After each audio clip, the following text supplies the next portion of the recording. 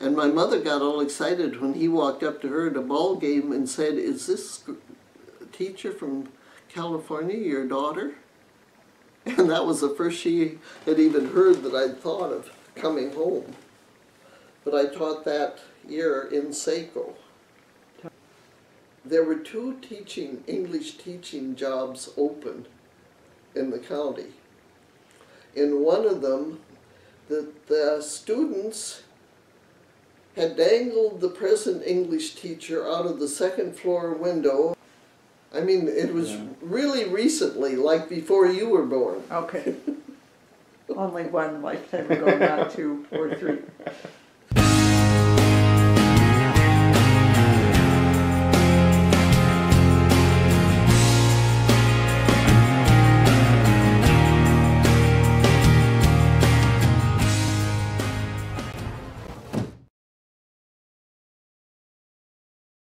So were you able to come home for Christmas or summer vacations from that job?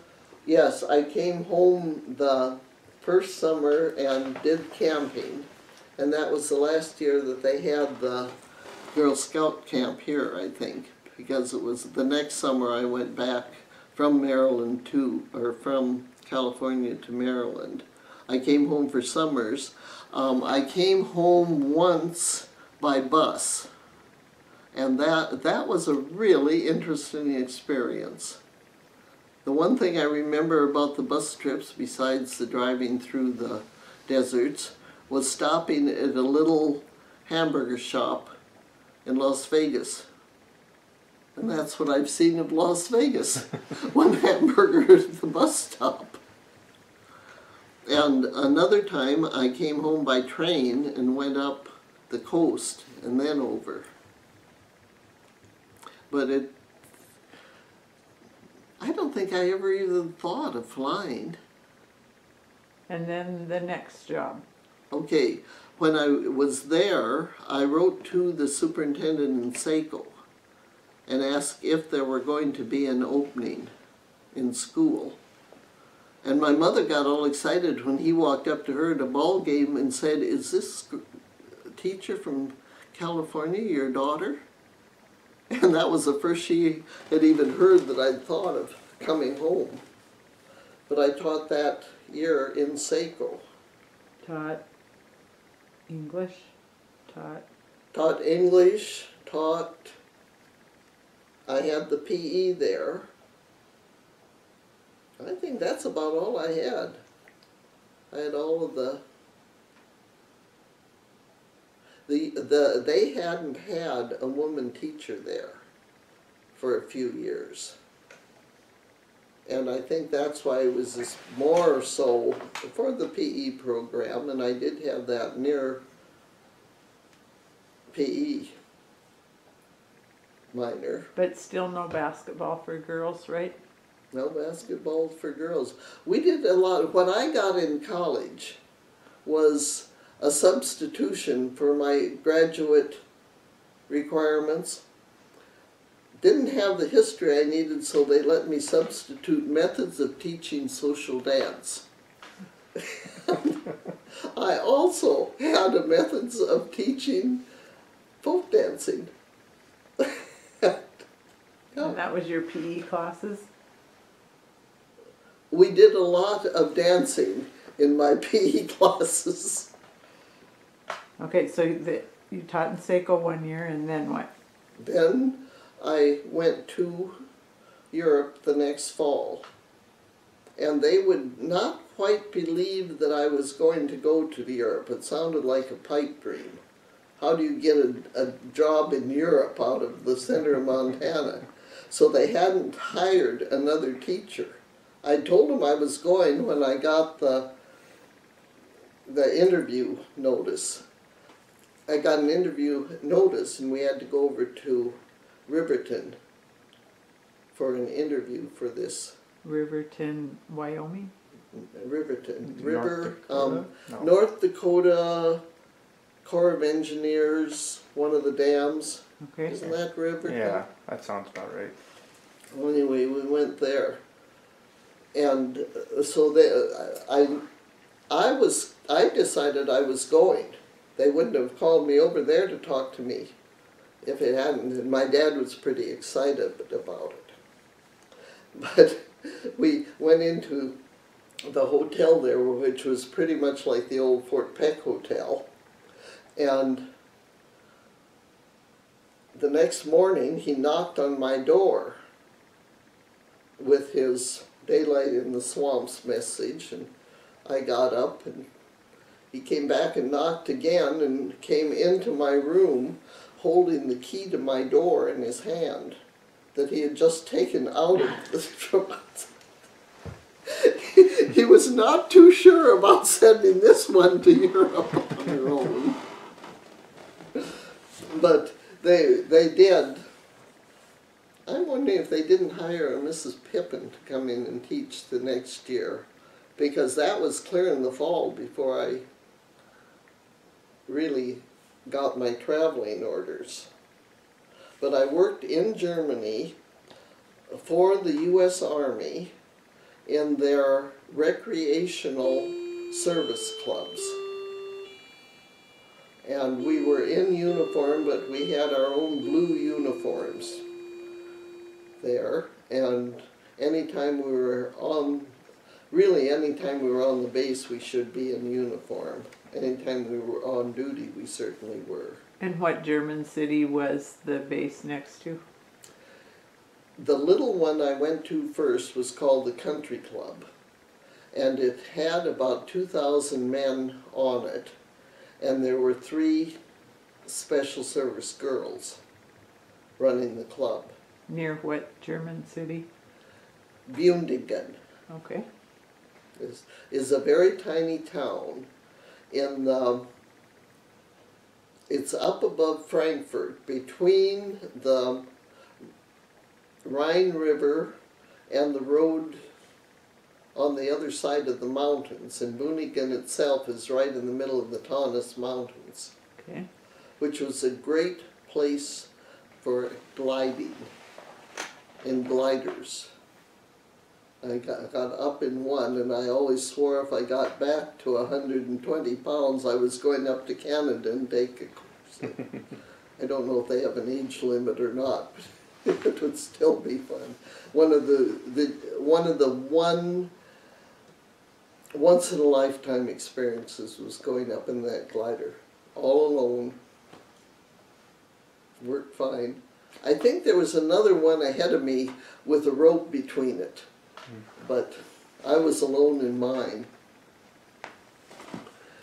And the second year I was there, they changed, and usually, because it was a 2-year contract, I went in as a program director, and besides the program was in charge of the photo shop and the art shop. The photographer, the German national who did the photography workshop, or was in that photo shop, was a graduate of the Lacock photography school. And I mean, just standing in his shop, his lab was an experience that was worth the whole thing. He was great. And then the second year, usually the first year you were in one or the other there with a club director. The second year they moved up to to a club director with the program new girls under you, and very few girls stayed more than 2 years. And they gave me a choice, and there was no way I wanted club directing, because there you dealt with the Girls.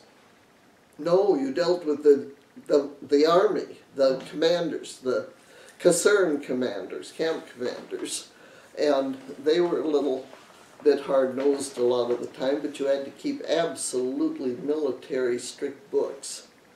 And you know how I feel about books. And I said, no, I really would like to stay in programming. And I did. But moved down to a bigger club right out. They had five casernes with a club on each one of them down in the Frankfurt area. But the Frankfurt was the hub of the German rail system. They had rails going all the way in and out. Each one of these areas had a special, the Kaserne. What's the word I'm looking for on that? In German, it was a German Kaserne, and that meant an army camp. Like a base? Base. Yeah, so they had 5 of them, and I went into one of the larger ones, so there were 5 girls working in that club. And that was a fun time. And you made it your 2 years there? Oh, I stayed there 2 years and then took, they would ship me home, but I actually stayed there 2 months after I finished working and lived on the base as long as I wanted to stay there and traveled, and by that time I had the Volks bus, and Delight's husband was stationed at Wiesbaden, which was right across from Frankfurt, and that's when we took the trip down through France and Spain. And so this is now 58? was the fall of 58. I went over the fall of 56. And so did the Berlin Wall go up during that time, or it was already up? No, it was already up, and things were pretty tense there. One of the things that I remember and have said a number of times was when I first got there, the Russians came into Hungary. The Hungarians were sort of, I connect this with this Ukraine thing now, the Hungarians were wanted loose, and the Russians came across the borders in tanks. That was quieted down. And the American bases were pretty much scattered along that East German border. And we did not know. We were just, things were not discussed, what were there. I've always felt that they had some pretty heavy munitions on this base where I was. And I remember I had scheduled, you could fly into Berlin, but you could not go by train. There was the German border was up at Geldhausen, was just solid. You did not drive there, you did not go there, but you could fly in. And I'd scheduled a trip. They had nice tours, weekend tours up there, and I'd scheduled one of them, and 2 different men who worked over in the munitions spot came in and said, "Do not go to Berlin this weekend." And I didn't. I figured that you don't ask, but you kind of know where things are. And there was something, you felt tense when it came up. But I did not get to Berlin while I was there. So then you came home? Came home. There were 2 English teaching jobs open in the county when I got home. I came home just before Christmas. In one of them, my dad kept track of things. One of them, he said that the students had dangled the present English teacher out of the 2nd floor window, and you don't want to get into that. And the other was a personal family thing that I didn't get in, so I didn't have a job at Christmas. But Lucille Young came, who was a good friend of my mother's, and there was an opening in the Valley County welfare system for a child welfare worker, which I loved. Just really enjoyed that. Took a month training down in Hardin, which was right with the Indian population, which was a good education for that type of work. And I think I would have stayed in that work if I hadn't met Tiny and married the next fall.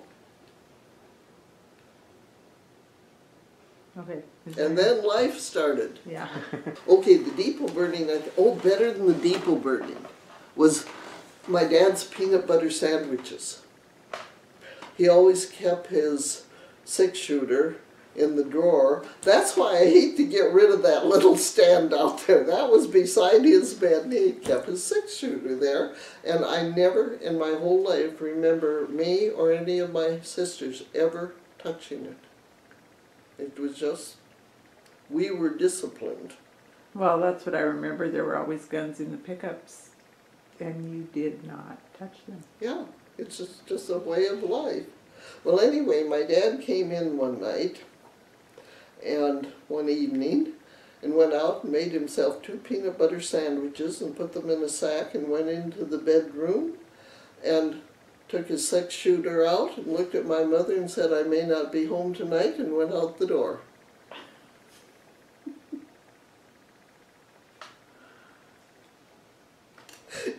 That was that. You never knew what he went and did? Well, we did later, but she spent the night a little uncomfortably. Someplace down in the Mideast, I always think of Tennessee, I suppose because of Kid Curry. They had picked up a kid from Hinsdale and put him in jail. And after he left, they found a map of the Hinsdale First National Bank in his cell. So they called the authorities here, and the townspeople were ready for him when he got there. But he didn't turn up. But when Dad came home, the peanut butter sandwiches were gone.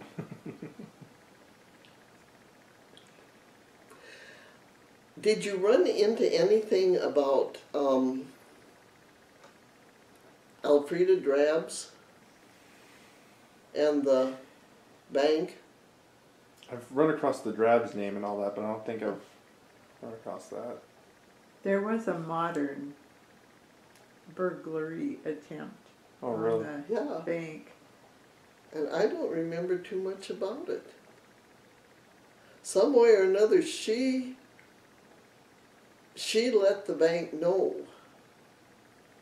that this was going to happen.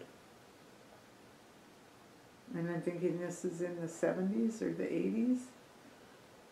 It was after she moved to town, and she moved to town when you... In fact, I wonder if it wasn't after she was living alone, after you kids went. That's something that somebody should remember.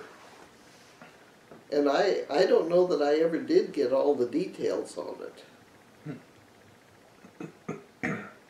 But Lorne would have been there, so he should know, right? Yeah, I'll have to ask him about that. yeah. See if you can find out. And was this something she saw from her house, looking towards the back of the bank? It seems to me that it was something even more like them going up maybe to Okay. cash a check. Oh, Or am I mixing that up with Mrs. Burns? I don't know. After Harvey Burns died, Mrs. Burns had basically the con type of thing, came in and demanded she write a check. And I think she called the bank. Or she would have called, would have been Roy Hatton then. Why, I don't remember much about that either. However, if you want to know anything about that, just plan to spend a month or so sitting in the museum reading through the old Hinsdale papers. Boy, the things that got in them. The Depo burning. I was not here at the time. I got the story from my dad, who was. and the went up in flames, everybody standing around, and my dad would have been very tuned in to mail. And he went over and talked to Bud Hillman and asked Bud if there was a money shipment coming in. And Bud went up to the bank right away and checked, and there was. He knew exactly how much it was. And they put, because they knew it had come in, and a lot of it had been in, a lot of it had come in silver dollars. So they really sifted through everything, and there were no melted silver in it. But they followed, and 2 or 3 years later, they arrested the man who'd been working as a substitute agent that night, and he'd taken the money and left and gone into college down in the Midwest someplace. And he'd used the money for that, but it wasn't his to use in the first place. So it was you were not there because you weren't born yet, or? No. This was after I was out of college, I think. Let's see. I mean, it was really recently, like before you were born. Okay. Only one lifetime ago, not 2 or 3. Yeah, no, this wasn't an old one. But there were a lot of things going on, and most of them were very well covered in the newspapers.